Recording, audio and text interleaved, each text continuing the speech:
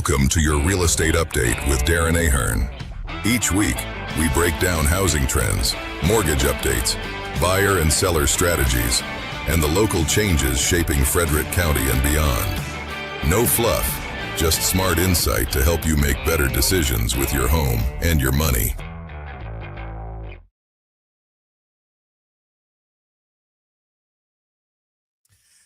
All right.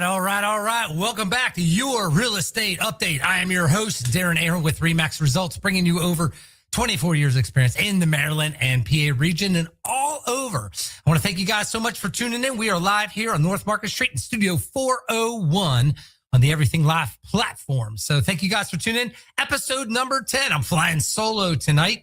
So gonna keep you real good company. Strap in, buckle up. This is your weekly dose of real estate reality. I'm going to be bringing it to you hot. We're going to be talking about some crazy, wild subjects tonight that I really have never done, even though if you haven't tuned in before, make sure you like, subscribe, click the bell, share it with your dog, cat, your neighbor, everybody that you know that we are here every single Monday night. Have live guests on with us as well.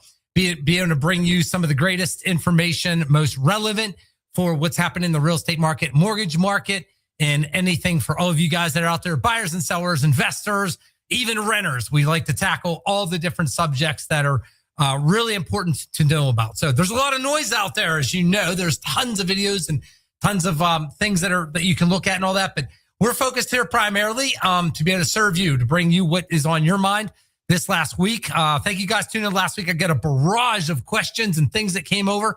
And so this is what kind of formulated and plus experience. I like to talk about real live on the street experience, what happens in real estate day in and day out, each and every single day that I do this and have the pulse on that market, what's happening right now. But we like to tune in first and foremost to our local area right here in Frederick. So make sure you tune in. Thank you guys so much and share it. Real quick also, if you're not familiar, nearly almost 10 years now, I host also your Frederick Real Estate Update every Saturday morning on WFMD 9:30 a.m. And Terry Kernan from Presidential Bank Mortgage. So thank you guys so much. All of our awesome sponsors. We have Community Title Network, Brienne Paul and her crew over there for all the title work needs that you need. And we'll have a commercial break on that. And also Presidential Bank Mortgage, Terry Kernan. And finally, who is amazing, awesome. And I saw at Madrone's today and we hung out and had some dinner. And that would be the one and only Connie Phillips Insurance and Carl over there keeping her going. She's awesome. Those guys are all amazing. And they have helped hundreds of my clients and people that have called in to get second quotes and help and making sure their insurance needs are taken care of. So, all right. Thank you guys so much again tuning in. We're going to crack right on to it. And one of the things I do want to share, if you're anywhere out there, make sure two big things. Number one, you can always get a hold of me, a trusted resource. One of my good friends out in Columbus, Ohio, was able to get linked up with a great real estate agent out there with a great team that's in the top 3% of all agents and just kicks butts and takes names. And that's the kind of people we want to link you up with. So whether you have family members, friends, whoever you know, or you just yourself live anywhere throughout the United States or in the whole world, I can definitely make sure I interview and get you some great referral partners to help you out so that you are in great hands, okay? Also, real quick, we are giving away our summer big giveaway, Sheetz gift card, $100 gift card to Sheetz gas station. What do they have to do to win it, man? Here it is. The rules of the game, if you've never listened in, whoever can tell me, and you have one of the best apps you can ever download is Mortgage News Daily. Make sure that you go on your app, your little phone there, Mortgage News Daily.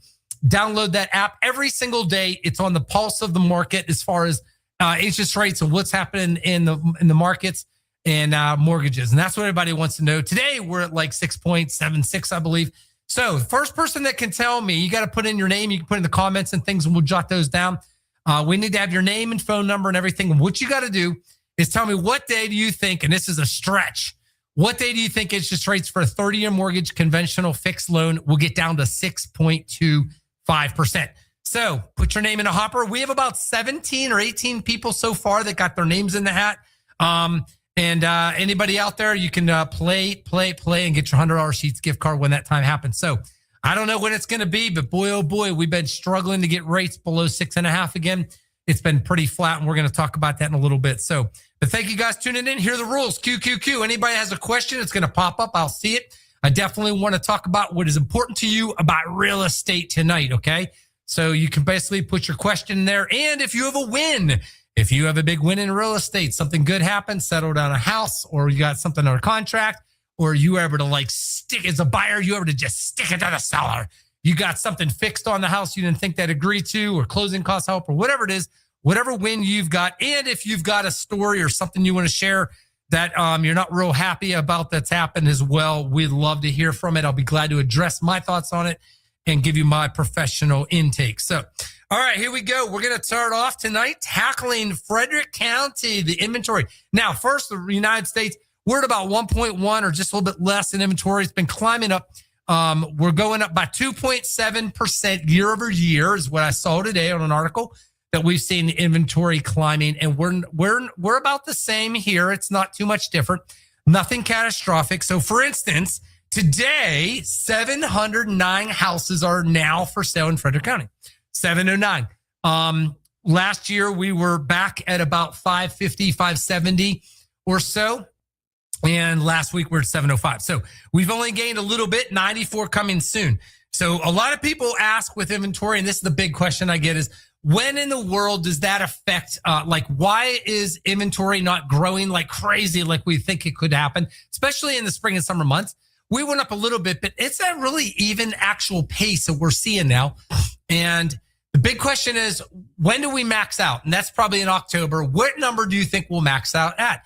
I, at this point, seeing the trend as our friend and starting to really keep my eye on this tighter, I will be amazed if we get over 800 homes for sale in Frederick County coming up here by the time we say hit October or so like that. So, but once the breaking point would happen, if we see it every time again, and we have before, once we get about 1,100 homes, that is a pure, unadulterated, not a buyer's, not a seller market. It's flat as can be. Now it becomes even more granular, of course, as far as direct competition, how many homes are for sale in your area or your neighborhood, and what are they, and how much direct competition you have versus indirect, which is like in a, say, half a mile radius or a mile radius. And if you live out in the country like I do up in Sabellasville, up where the Bears live, and we get all the snow, by the way. That's why when they shut schools down and it's like raining or it's like 45 degrees in Frederick, we're getting like blasted up on the mountain with snow. We love it. And all the kids have fun. So you have to come up sled riding with us one time, all you Frederictonians down here in the city, you city slickers.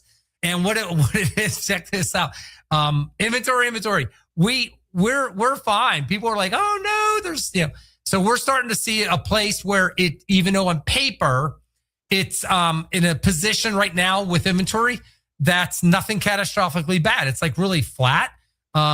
But until we get much higher, we're not going to see prices change much at all. In fact, not even a crash or a major decline. It would be astounding, boys and girls, to see our values in Frederick County here be able to go down like 5 or 6% year over year. That would be ugly. That'd be nasty. Now, we have seen 2 quarters since the height of in June of 2022. We have seen 2 times where we've seen a quarter, 3 months, where we've gone down 0.5% or 1% maybe. Now, that was pretty shocking, and there's a lot of variables that contribute to that. Most of it was happening during the time when interest rates were shooting up from 3 and 3.5%, 4%, and bam, like a rocket, within 6 months, we were over 7% up and into the 8s. So, and then that came back down, and it goes up quick. It was coming down a little bit low. So the interest rates are a big factor that causes a lot of the buyer demand to be able to heat up or slow and cool on down. But we are a little bit less with buyer demand right now, a little bit less than the average. Most of that's hinging upon the fact that we just had the Fed meet. The Fed met and they kept interest rates flat. The prime rate, 6.75%. Second time in a row that's happened. That means here's the bottom line. Inflationary pressure is not out of control. It's not at the target of 2%, but if we're at 3 or 3.5, they're kind of shrugging their shoulders saying no big deal. We don't need to boost up the economy and put interest rates down, and we don't have to put it up because of this or that.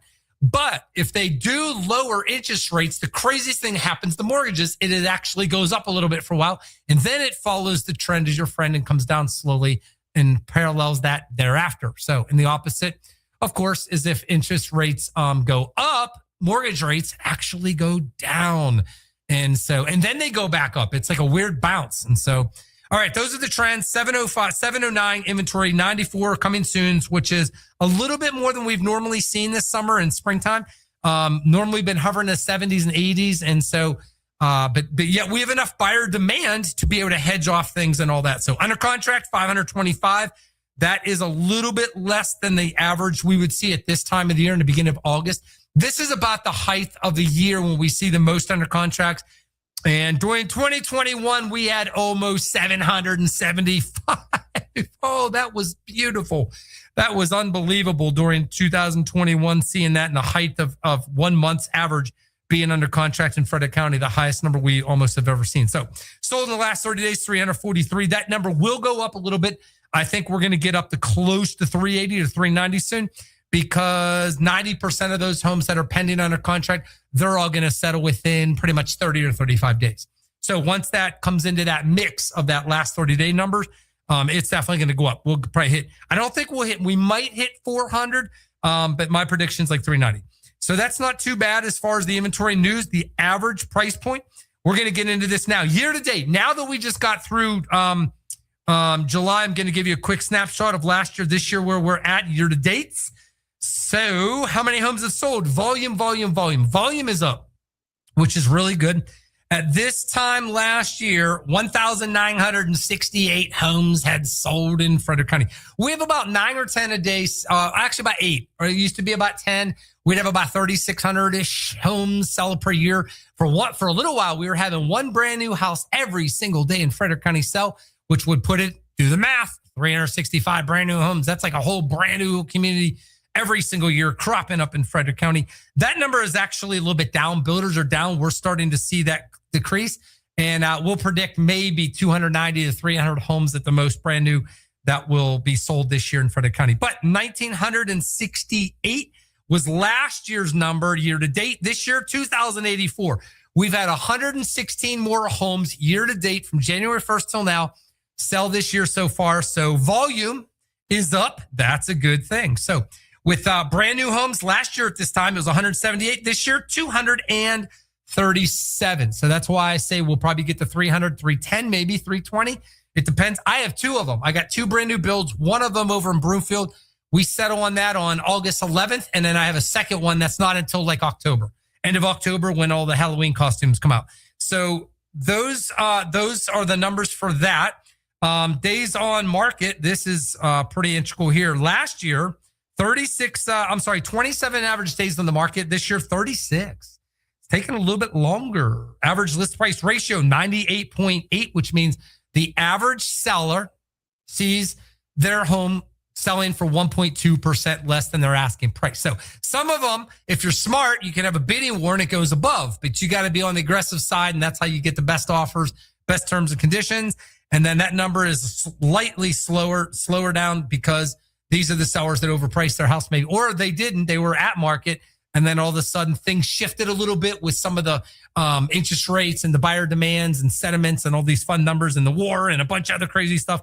And then all of a sudden they got an offer that's a little bit less. And so sometimes we see that even at a market, hard to be able to predict that. That's like shooting a gun and, hitting bullseye and stuff like that, but we can get pretty darn close. All right, median, this is the big stuff. Last year, median average price of all the homes, this is detached to everybody, $470,000 in Frederick County. This year, $490,000. So we're up just a little bit there. $490,000 is a median. What that median is it takes out the high highs and low lows. So it takes out the data that would kind of skew things a little bit more, and it just crunches it down, the data a little bit better, and it's a little more definitive. It's a little better, a little more accurate, and it tightens it up a little bit. But when you get to the averages, the average price home was $520,000 last year, and this year, right now at this time, $528,000. So we're up $8,000. So we're up about 1.5%. That's on the average, and that makes sense because for a little while there, we were about 2.25%, almost really. Year to date, we were doing okay, and then it slowed, and then bam, we hit another little bit of a lull. And before you know it, now we're at about 1.4 to 1.7. And it depends on where you're at. Now, there are some homes in the area in our community here that prices are down. There's no doubt about it. There's data that supports the fact that 3, 6, 9 months ago, a year ago, some of the homes in different communities, apples to apples, they were selling for a little bit more. Not much, though. The most we've seen is about a 3% adjustment downwards in value as a whole. Now, some people say it seems like it's worse at times because you might see a house that comes up on Zillow or Remax or Redfin or whatever, and all of a sudden you can go and look and see where it listed at, what it's sold at, and you're like, holy cow, they came down $40,000 to get their home sold. That's a crazy decline in the market. No, that's a crazy seller that overpriced their house and an agent that let them do it. And it did them no justice. And they ended up probably walking away with less than they would have if they just did it right from the beginning. And I got tons of data that proves and shows how that all works. Best thing a seller can ever do in real estate is have a fist fight in the front yard. Best thing a buyer can ever do in this market is hit the lottery and pay for a cash on a house. How's that? So, all right, mortgage stuff. We talked a little bit about that. It's been a little bit flat here. It's up and then flat a little bit, and it's okay. Nothing major, nothing to get crazed out about and all that. So, all right, we're going to go ahead and take a commercial break here. Coming up, we're going to thank our amazing, awesome sponsors. And then once I get back, here's what we're going to talk about. What do we do? Perfect. Everything is sunshine and roses when you're buying or selling a house. No way. You kidding me? If you ever hear that, somebody's lied to you. This is one of the most complex things to work through and deal with, one of the most stressful. And I'm going to share some stuff with you when we come back because we're talking about this next segment about what in the world do you do when all hell breaks loose in real estate. So thank you to our sponsors. Check this out. Hi there. I'm Brianne Paul, an attorney with Community Title Network, the most trusted title partner for real estate professionals, buyers, and sellers. Our experienced attorneys, settlement agents, and processing staff put you at ease whether your closing involves residential real estate, commercial real estate, or other real estate matters in between. We work with the most respected title underwriters in the region to make sure your rights are protected and all title problems are resolved quickly. Experience close to home with our many locations, serving Maryland, Virginia, West Virginia, Delaware, Washington, D.C., and Ohio, as well as remote signing options available. Reliable, efficient, top-notch service. That's Community Title Network. How can we help you today? Find us online at www.communitytn.com or call us at 301-304-6620. Life doesn't always go as planned, but with Connie Phillips Insurance, you'll be ready for whatever comes your way. As an independent agent, CPI shops multiple carriers to find the right coverage at the right price. Auto, home, life, or business, we got you covered with personal service you can trust. Call Connie Phillips Insurance today at 301-662-5717. Remember, advising what's in your best interest, not just selling policies. All right, I am Darren Ahearn with Remax Results, your host, your real estate update this week. And appreciate you guys tuning in. Make sure you like, subscribe, hit the bell each time, and you will get notified, I think, on YouTube and whatever else. You'll get to know when we're here, and you'll get to know when everybody's here on the live program here on the Everything Frederick. It's awesome. So, all right, check this out. We're going to get deep into this. What do you do when all hell breaks? Nah, that can't happen in real estate. It's perfect. You guys... Y'all, real estate agents got it easy. Y'all just sit around, you put a stick in the yard and put a sold sign up in 5 more minutes and get offers and make all that money and go to golf club and eat caviar and blah, blah. Yeah, whatever.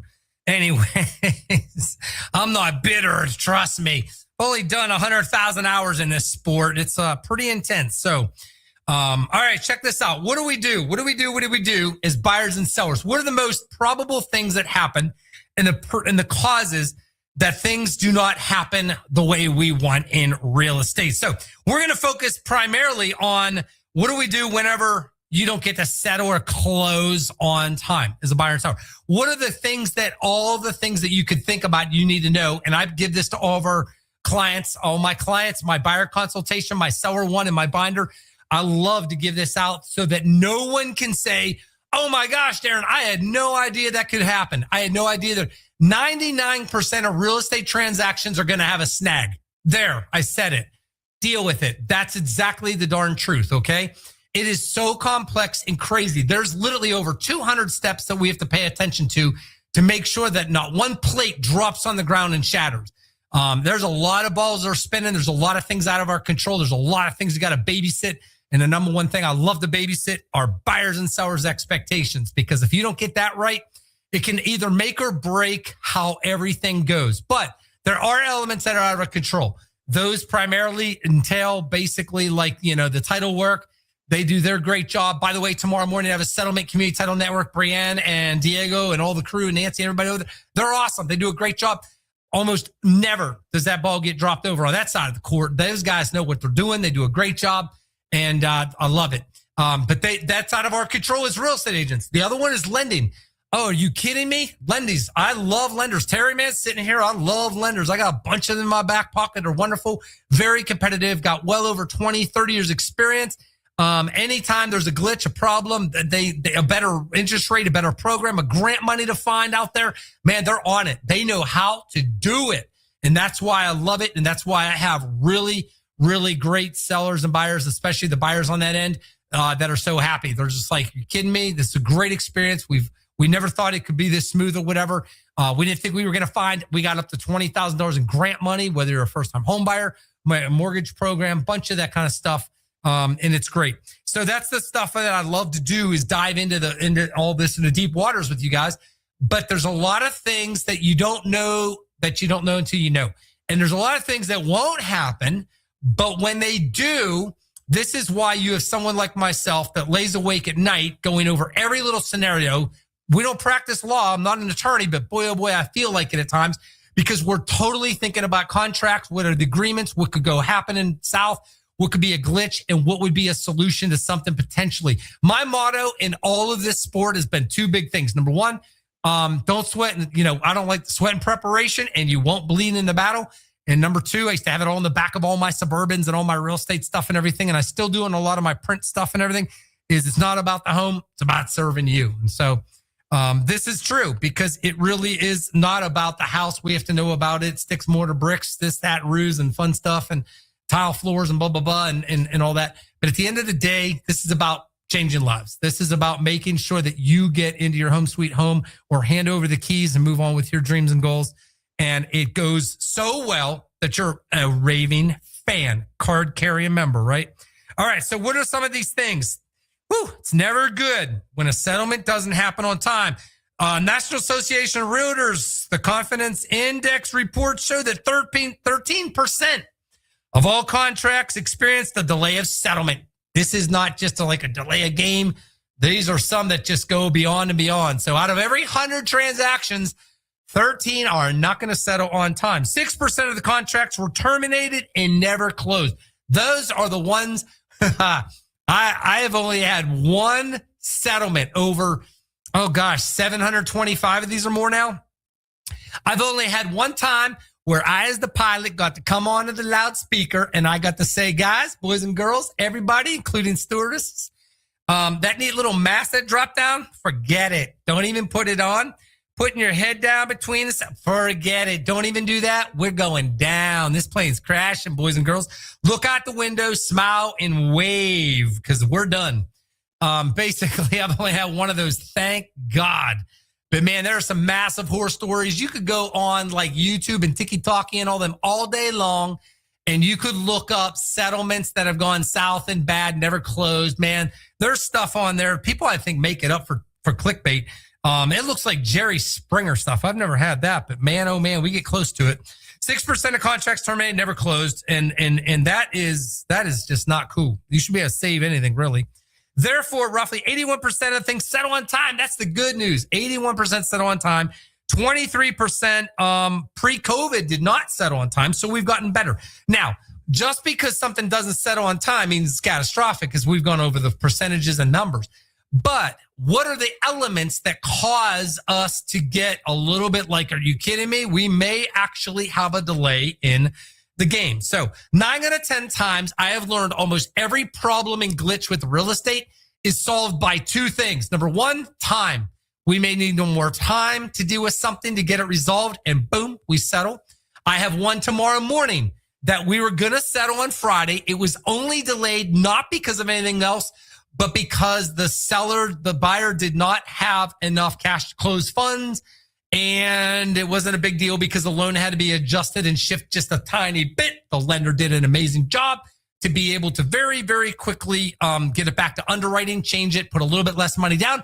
Boom, they got more cash to close. And we had already had the settlement date set for tomorrow on Tuesday. So it didn't affect the seller. It didn't affect the other listing agent. They weren't like freaking out or nothing. It didn't cause a train wreck. I'll tell you what it did. It just caused my buyer to go, oh, shoot, I thought we were going to settle on Friday. Oh, man, I wanted this weekend to move in. All right, no big deal. We'll just do it on Tuesday. So that is about as minor as a hiccup you can ever get because we didn't exceed the time frame. But there are many cases. I had a settlement today. It was a drop dead, absolute, gotta settle August 3rd, or the buyer's not buying the house. They're not walking away under no circumstances. We're talking like if we didn't get this done by midnight tonight, done. Stick a fork in it. Sellers, buyers, everybody, we're done. This would have been a plane crash, start over, put it back onto the market, try to find another buyer. And that would have been really, really tough under the circumstances. I like to protect people's identities, places, everything else. But here's what I'll say, and this is no joking matter, and this is for real. Today's settlement is no doubt in my top 5 out of everything. Toughest one ever. This one, I earned it and I nailed it, baby.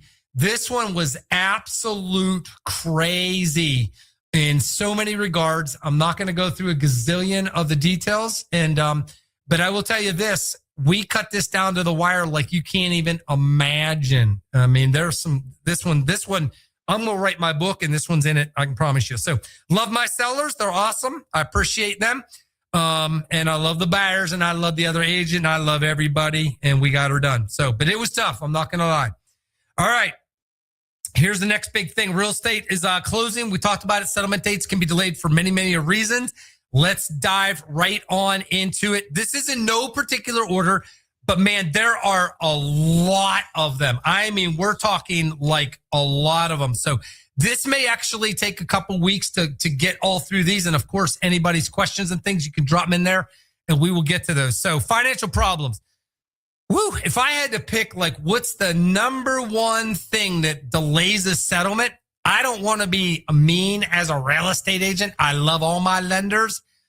But, man, there's been some times where we've pointed over there and said, it's the lender, Your Honor. It's the lender, the lender.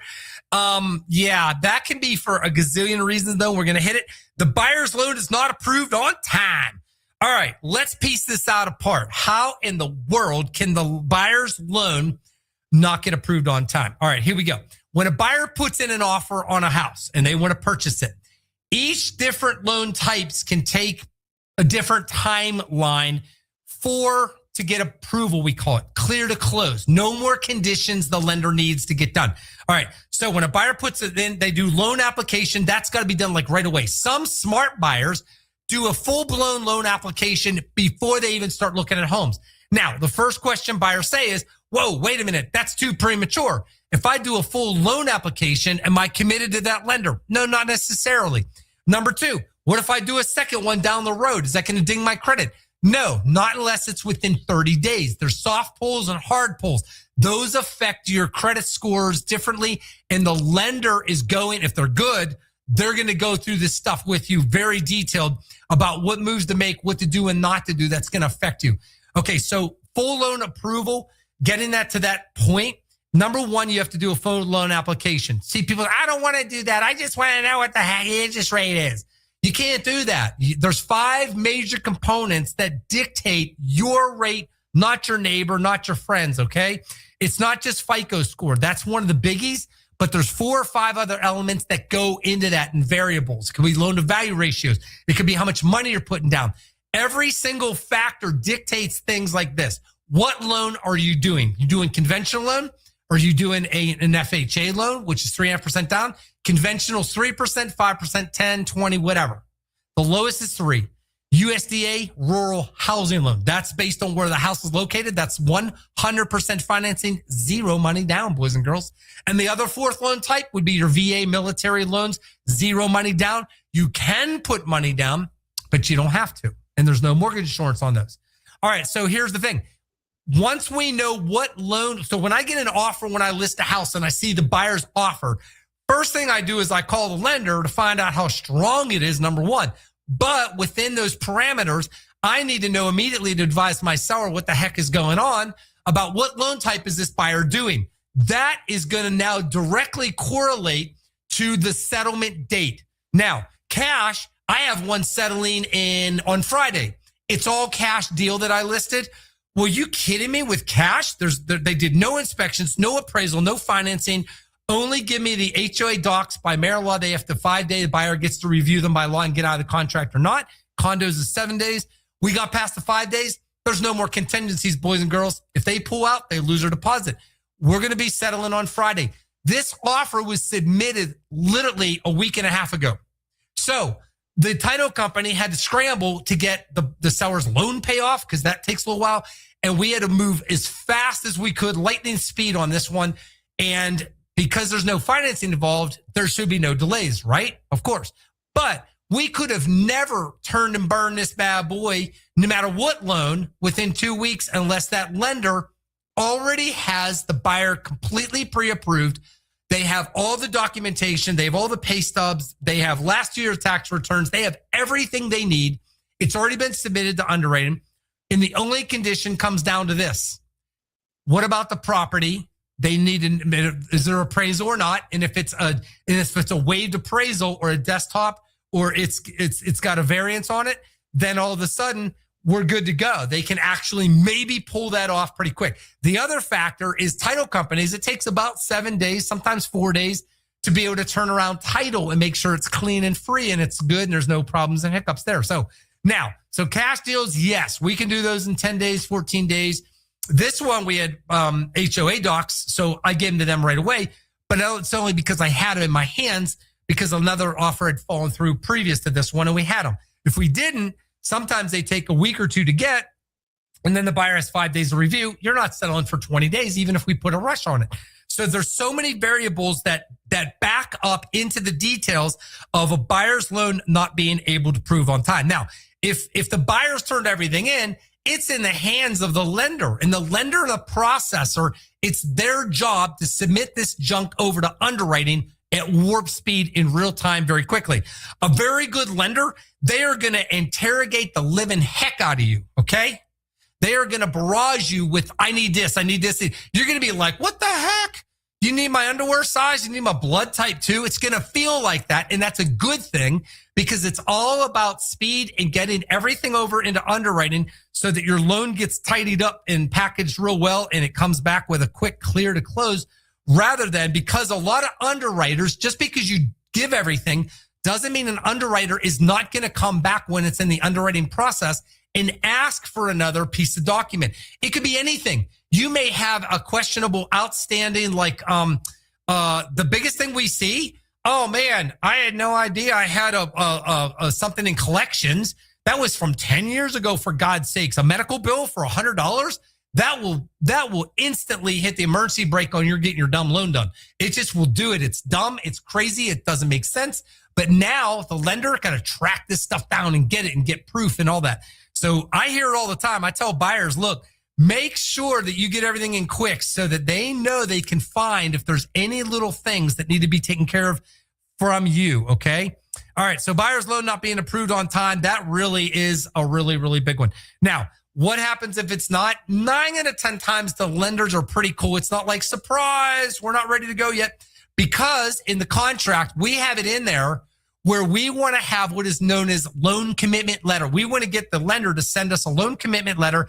When I help buyers, I typically do that 4 or 5 days before settlement because by law, the lender has to send out the closing disclosures for you as a buyer to sign, review the numbers, make sure everything's legit before settlement. And that rule came into effect with Dodd-Frank stuff and not too crazy long ago. When I got in this 24 years ago, man, there was none of this stuff. It was wild, wild west. There weren't like built-in laws and timeframes and things that we had to abide by and a lot of rules and regulations. But now it's a lot. And we have to know every single in and out. And we work in conjunction together to make sure you as a buyer seller, you know what's going on at all times. So, all right. So that's the big thing about lenders, proving it on time. Very rare does it happen. Now, what can happen on the sell side? Sellers, if the buyer can't get their loan approved in time, we got to like push settlement back a little bit. That can get a little sticky, and we're going to get into some more details about how to navigate through some of that. So The lender requests additional documentation. We talked about that. That is very common that happens. The buyer changes jobs. Dear God in heaven, please, for the love of God, don't do it. I have heard, I tell buyers to just be on your best behavior at work. Buy the dang house first, then you can do it. No, I'm just kidding. This is really a serious thing. I have heard of it. You can't do this. Do not be in the middle of buying a house and get a loan and then get mad at your boss, interview, find another job. Oh, I quit my job. I start next week. No bueno. That's going to be bad news. That is a massive hiccup.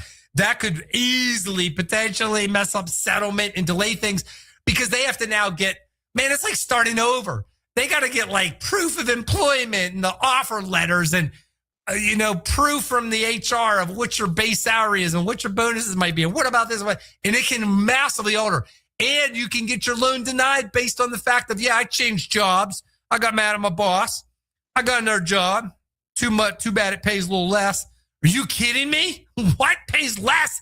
Now you may not even qualify for the house at all. Forget about a delay. So I'm giving you some serious inside stuff that you really got to know about and pay attention to. Please do not change jobs. Taking on new debt. Oh man, this will definitely mess stuff up. One of the number one things I tell buyers is this. Live on beans and rice, man. For those 35, 40 days, live on beans and rice. Do not change your lifestyle. Number one, never go buy a new car.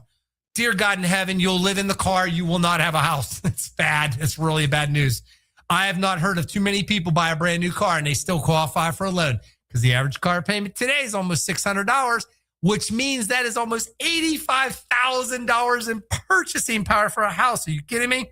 All right. So take on new debt. Credit cards. Do not open up credit cards. Don't cancel them. Don't close them. Don't open up a HELOC. Don't do lines of credit. Don't get a personal loan. Don't buy a car. I kid you. Don't move money around. Dear God, do not have your grandmother give you $50,000 lump sum and go stick it in your bank account. That is going to cause a delay potentially. That's going to be like, where in the flip did that come from? And now you got to prove it. You got to either get a gifting letter or prove, that where you got the money. I had that happen. I had a client, single mom, teenage. She was she waited tables and made good money. Oh man, this is my rookie times. And when I was like not adverse to like, this can happen. So all of a sudden we're like a week or so or 5 days before settlement. She's getting a townhouse here in Frederick. She's all excited. She had her money saved up. Are you kidding me? Then she decides to go into her mattress, which she had been saving money for like over 5 years of tips. And she literally threw like $30,000 in her bank account and went, I got $30,000 extra dollars to fix my new house up coming up. Holy cow. When they saw the bank statement, when they saw that, they knew she was a server, but they didn't realize. Then it was a mess. It really caused a major problem. And they were like, where in the world did you have this money? She's like, in my mattress. They're like, no. That's not what normal people typically do. She's like, well, that's what I did. I've been saving this up. And it was a really big problem. It took about another week, if I remember, and it screwed up everything. I said to her, man, I wish you would have told me you had this extra money. That's not just extra money. Pocket change that fell out of the car. I wish you had number one, didn't put it in your mattress. You should have. What if the house burnt down, your rental place? But this is something that's really important, guys. Don't make large purchases. Dear God, nothing. Don't go. The number one thing buyers make a fatal error buying a house with large purchases is not so much the car. It's we went over to the furniture store and we bought $10,000 in new furniture to be delivered. Because remember, it takes 4 to 6 weeks to have delivered. So by the time we're under contract to buy the house, we go buy the furniture. The furniture's not even going to be there for 2 or 3 weeks after we sell the house or get into the house. That's going to cause a massive problem. Do not go and make a large purchase like buying furniture before, because now you got to cancel it. Now you got to put it back on layaway and you can't even mess with it. And the lender can't know about it no more, blah, blah, blah. So it really can be a big problem. That's probably the number one thing we see a lot of. And as a listing agent, when I'm selling a house, I can't do the buyer agent's job and talk to the buyer and tell them about all these things to pay attention to and to not do, so it doesn't screw up my seller on the other side. All right, financing problems. This is always our favorite. 17% of the time this happens. The appraisal comes in lower than the purchase price. I could spend an hour on this nonsense, but I can't do it. We don't have the time. Appraisal, 17% of the time it comes in lower. How can this delay things? Well, it causes a full-blown renegotiation of the contract between the seller and the buyer. That's what happens. Unless it's already stipulated in the contract and in writing, if in the event that there's an under appraisal issue, we now either A, already know it's going to be split 50-50. Seller comes down 50% of that money amount in the purchase price. The buyer brings the other 50% in cash. We call it a day. That's kind of typical we've seen before. That's ended. In COVID, oh, dear God, we saw people under appraisal addendums, 10,000, 20,000, 100%. No matter what it appraised at, we're bringing the cash, boys and girls, because we're up against 20 other offers, and that's the only way to probably win. Those days ended very quickly and abruptly.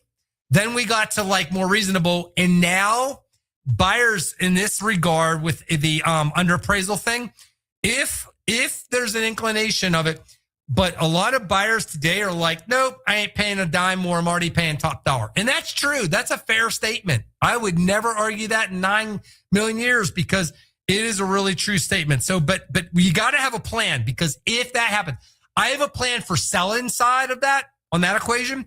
And I also have the plan for the buyer if that would ever happen. What would be the best move to make I could professionally guide and give so that it can basically you can still get your house, or maybe not.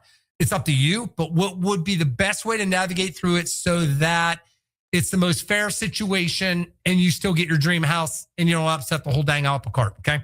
The lender has underwriting delays. Woo, this is really out of our control. We never know who the underwriter is. We'll never meet them. The lender practically doesn't even, well, sometimes they know who they are. But the underwriter has delay. Now, how could they have a delay? Okay. The only time I've seen an underwriter delay, because they're pretty on their toes. The only time I saw an underwriter delay was during COVID. COVID brought during 2020, 2021. Are you kidding me? That brought a whole set of problems that you don't even want. One day I may do a show on it, like what was different about doing real estate then versus now, besides the fact that I was working 17-hour days. I literally sold 54 homes in 2021. So while everybody was watching movies and getting tired of eating Dorito chips, I was literally working 17 and 18 hours per day, and my kids will vouch for that. They never saw me.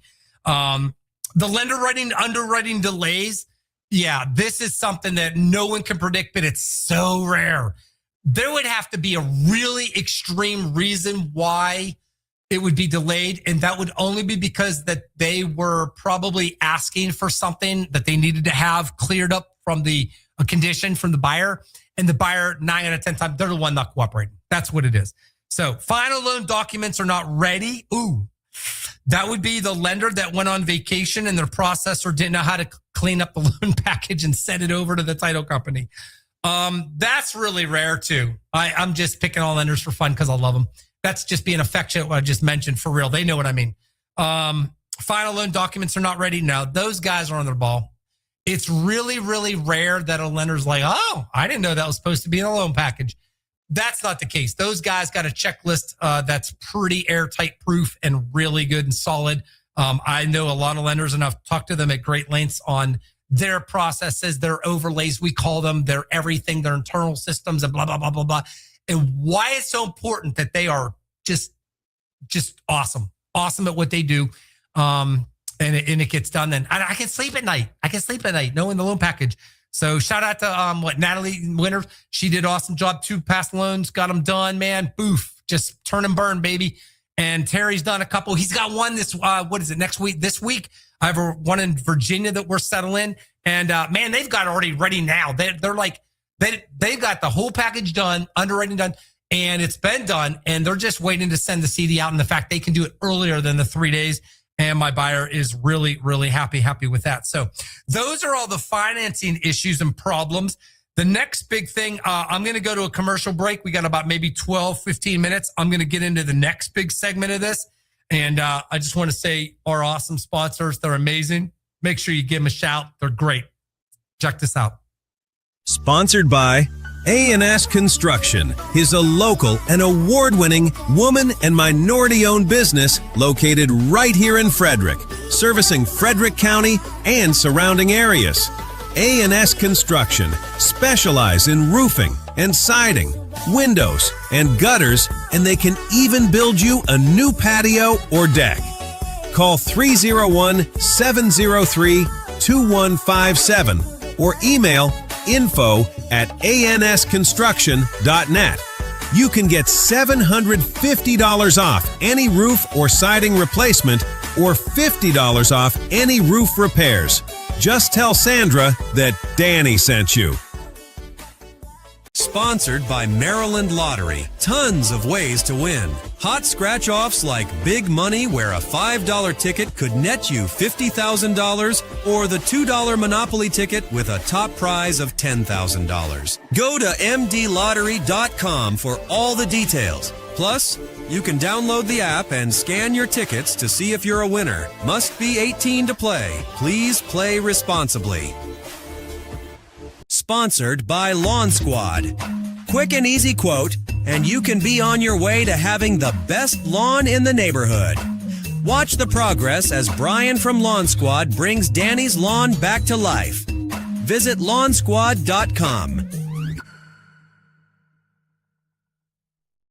All right. Darren Ahearn, your host, your weekly real estate dose of updates. And here it is. We're live here on North Market Street, Studio 401. Everything Frederick Live. Make sure you like, subscribe, hit the bell. You'll be notified. You'll know when we're coming on. And I send it out too as a reminder to everybody that is in my sphere and all over the place. So I just met a guy yesterday. It's today. I'm losing my head. In Worman's Mill, my son, Landon, awesome. We took the box truck. We're helping one of my colleagues, real estate agent friend in Remax, needed help, junk removal, getting stuff out and all that. And I dropped the box truck. I go in the house, shake his hand and everything. And he saw my shirt talking. I introduced myself and he goes, "Oh man, I listen to your radio program all the time." I was like, "You gotta be kidding me." I almost said to him, "Why didn't you give me a call? Why are you calling my call?" No, I'm just kidding. They've probably been good friends. I love the fact when people are loyal. I think it's awesome in real estate. I really, really, really do. So that was cool. All right. The big thing here, more crazy stuff that can delay settlements and have things go south and have people kicking the dog and mad. And we never, ever want that to happen. If you have enough time and money, you can fix almost anything. Title issues, more stuff out of our control, title company. The cool part is I bring in, this is where I drag in Brianne from Community Title Network to talk about, hey, what are all the things that can go south that you deal with, that you call us up and you're like, I got bad news. There's going to be a delay. And these are the things behind the scenes. Now, they're pretty darn proactive. Title companies, they start doing they don't do title searches like, oh, we'll just do it 3 days before settlement. Absolutely not. A lot of times, if I am worried about a shared driveway agreement, a shared driveway from my buyer seller, or man, you name it, I can look around and see things and I'm like, I might want to check out the title on this. It depends on what it is that we can suspiciously think about. This might be something that needs to be looked into now, not in a week or two, now. But when title companies jump on this, they are full blown all into it. But some of the items that do this is unpaid liens or judgments. Woo! Sellers. I asked this on my intake sheet for sellers. Hey, do you have any liens, mechanic liens? Do you have any liens, unpaid taxes, judgments, you name it, bankruptcy, or you in the middle of or whatever? Like a lot of agents don't know how to ask this, and here's why. I want to know in the front end if there's something that has to be worked out before we put the house on the market and get a buyer to buy your house. Because some things can get tackled very quickly. It can be cleared up in like one credit card payment or like a payment or this or whatever. And then there's other stuff. Oh man, federal tax liens, IRS liens, state tax liens. Are you nuts? That is living hell, guys. I'm not kidding. They want your money. They're going to get your money, but it doesn't show up as cleared for like 2 weeks or a month. And you don't want that in the middle of a transaction. So, and I did. I had one seller one time that I don't know how, but they acted like legitimately.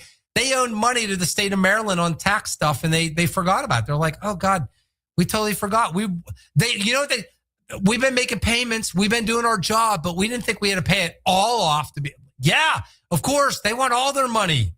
All right. Unknown heirs or ownership disputes. Woo, this is title issues here, all right. This is what protects when a buyer buys a property, when they get title insurance and they pay for that one time and it covers them for the life of the ownership that they own the property until it transfers again.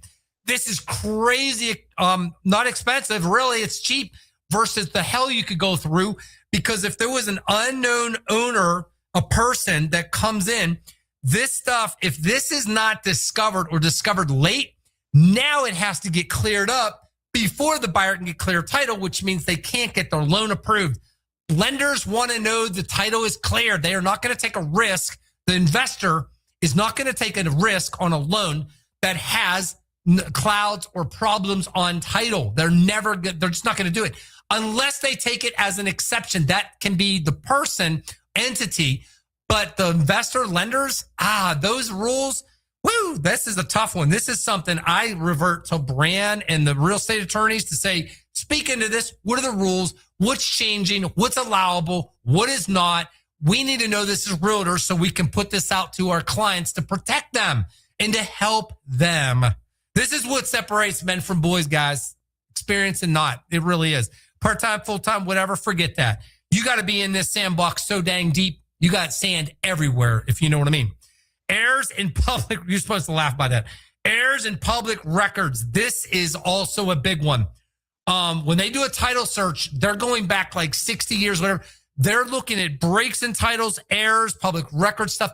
The biggest thing we find is this one that we learn about 9 out of 10 times. Thank God the title attorney lets us know later instead of when it happens, because they clear it up and they're like, oh, by the way, 2 weeks ago, there was an unpaid, like this wasn't recorded correctly. We got it fixed already. What? It wasn't done before correctly by a previous title company. They didn't do it right. Man, it happens all the time. It's crazy how much it happens. And if there's an error in the data or even public records, that has to get fixed before the title's good, because you don't want to give a new owner information that's going to follow and attach to a property that's not correct. It's going to cause bigger problems down the road. And then the buyers who become sellers one day are all freaked out and upset about it. Boundary or easement disputes. Yeah. Okay. Buyers, unless it's mandatory, mostly commercial loans fall into this, I think. But on residential, it's not too often that it's mandatory by the lender that a home buyer needs to get a survey on a property. Now, you can get a house location survey. Sometimes we get plats of the land and it's already established, it's recorded and all that. Those we can double check and check out right away. But I'm talking about easement disputes, boundary, whenever there's something that's wrong within the meets and bounds, we call it the property lines, a meandering fence line, a shed that's been built over into the next door neighbor's yard and the seller didn't know it. They're like, that shed's been there 30 years. Nobody's ever said a thing. Well, they are now. Even not if when you purchased it, it was an issue, it can be now found out because you've got somebody else checking this stuff out that's causing the red flag to go up. And so boundary easement disputes. Easement could be rights of ways. This could be for like the trains. I lived in Thurmont, train tracks right behind us. We had this. There was an easement for the railroad that if the train ever tipped over, that was an easement that always had to be open and clear and free so that they could access it to upright a train if it, God forbid, it ever crashed or turned over and it didn't wind up in our backyard, right? Boundaries, same thing, shared driveways, all those things. Missing releases from previous mortgages. I touched on that. That was a big thing that we talked about. And then problems discovered during the title search. Now, this is something, again, Brianne would be able to vouch into. That could be a gazillion things. They really have to dig deep and hard. And title abstractors, if you listen back a few programs ago, the ham rocker, the only ham rocker known in Frederick County, he was sitting right next to me here and we were just talking real estate stuff. That's his whole profession. He's done it for decades. All he does is research all this stuff for title companies and gives them the information, and then they review it as a real estate attorney or processing and all them and making sure it's all correct and there's nothing else needs to be done. So big stuff here, guys. Problems during discovery and title search stuff. I literally, as an agent, I practically sometimes have held my little breath on these. I want to know very quickly, I mean quick, do we have clear title? Now, one of the most trickier ones, and I'm getting ready to settle on a brand new build in Bloomfield. First time it went from the farm, Crumlin Farms, got broken up into lots, got subdivided, got recorded. Somebody says, oh, what could ever be wrong with the title on that property? This is probably the scariest one because it's the horse out of the gate that could fall over and kill itself. Seriously, this one has no track record. This one was a farm subdivided out to a subdivisional rights. So this one, I'm really hyperventilating on these ones because these ones have stuff that can be attached to the bigger thing that hasn't maybe been resolved yet. Normally it would be, but may not. You don't ever guarantee it. All right, 5 more minutes in the program. Inspection and repair issues. Oh, man. The other stuff you might as well say is a little boring versus this one. This is silly, stupid now. Inspection and repair issues, major problems found during the home inspection. You know what? In my career, I tell buyers this and sellers too. There's no such thing as a perfect home inspection. It doesn't exist. If you think you're going to pay a home inspector $700 or $800 for him to come in and tell you, yeah, can't find a darn thing. Here's a 100-page report, maintenance issues to pay attention to coming up. You have another thing coming. This is why even with new construction, I do a pre-construction meeting where we meet the superintendent or the person that goes through the brand new build with my buyers who have a right to have a home inspector. And somebody says, why would you ever have a home inspector for a brand new build? Because people show up on a Monday morning and sometimes nails don't get put into wood the way they're supposed to, if you know what I mean. I've seen it all, guys. I'm serious. It's crazy, some of the stuff you see. So it's important. But during a regular home inspection, no matter how old the house is, you're going to find things. And so now it comes down to the repairs are not completed as agreed. The work, sometimes the seller's like, oh, I know in the agreement we were supposed to fix X, Y, Z, but we just didn't have time. We didn't get to it. That will definitely delay a settlement. That's why when I represent buyers and sellers, but buyers, I am crazy about them getting the work done as fast as we can with a contractor, namely, if that's what's agreed to in the contract. You got to get that stuff done quick. You can't play games. The next big thing, and that's in those, you gotta follow through with it. Re-inspections reveal unfinished or inadequate work. This is why buyers have a right within 5 days of settlement to be able to go and check out and review a property.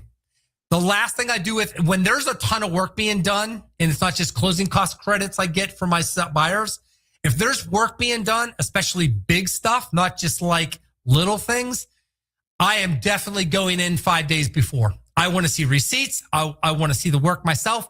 I am nutty about this because imagine it, an inexperienced agent that's like, oh yeah, we'll just go in the day of the walkthrough, the day of settlement, do our walkthrough. What recourse and what time frame do you have to keep from having to delay in a settlement than something that you find that the seller didn't take care of hours before settlement? Are you nuts? You can't fix it and do anything about it at that point. You're in big trouble. That could potentially delay things. So reinspection of work. Now, inadequate work, this is really a nutty thing. Subjective. The reason why this is so subjective is who defines how good the work is? Work-like manner? Is it working or not, right? I've listed houses. The seller hires a contractor. Work gets done. We all think it's great. Buyer comes in and says, I don't like it. I wanted it done XYZ way.